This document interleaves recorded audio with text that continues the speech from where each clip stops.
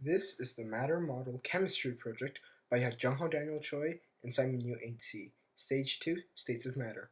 Now solids, like this ice cube, have a definite shape and a definite volume. However, liquids have a definite volume but no definite shape, just like the water inside this container. The container itself, however, is solid. Now gases have no definite shape or volume, such as this bubble in the water that is forming because of heat.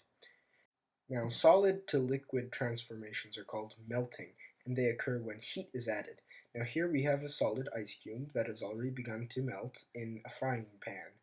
Now, what happens when heat is added to a solid is that there is more thermal energy. The thermal energy is being provided by the flame underneath there right now. And the thermal energy excites the particles and makes them move around a bit more. Now we've fast forwarded and it's almost entirely liquid now. Now what happens is as the particles move apart faster and faster, they start going from the vibrating movement in solids to the almost free-flowing movement in liquids. And that is how a solid will become a liquid through the process of melting. There are two types of processes in which an object can go from liquid to gas, and they are boiling and evaporating. Here we can see the same liquid as before being boiled and being turned into gas. But the difference between evaporation and boiling is that boiling means that the heat is being distributed all throughout the liquid, and the entire liquid is kind of bubbling up and becoming gas. Now, that is what this is showing.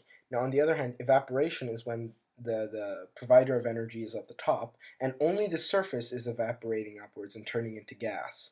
Now, that's what would happen out in the ocean when there's the sun and things like that. Now this clip that follows this will be an example of boiling. This is a great example of boiling. Sublimation is the process in which solids turn into gases. Dry ice is turning directly to gas here, and that is an example of sublimation. Now there needs to be some sort of a source of energy, so that can be provided by the water that is now rushing around it. The water just remains water, but it is the dry ice, the solid, that is converting directly to gas, meaning that this is an example of sublimation. If you watch on, it will show the solid producing large amounts of gas in a very short amount of time because of the energy source, which is the water. Sublimation occurs because the solid is being the particles inside the solid are being heated up so quickly that the particles move around from vibration patterns to moving around in a free manner from directly solid to gas, skipping the process of liquid.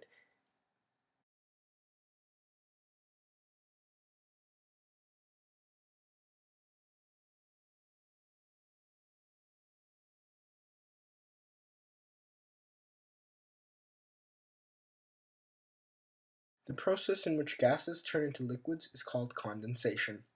In this picture, the gas produced by boiling the liquid has condensed on the lid. The process in which liquids turn into solids is freezing. And in these pictures, this is filled with liquid water. Now, when we put it into the freezer and reduced the amount of thermal energy, the particles started moving around less, and then in 2 hours became solid.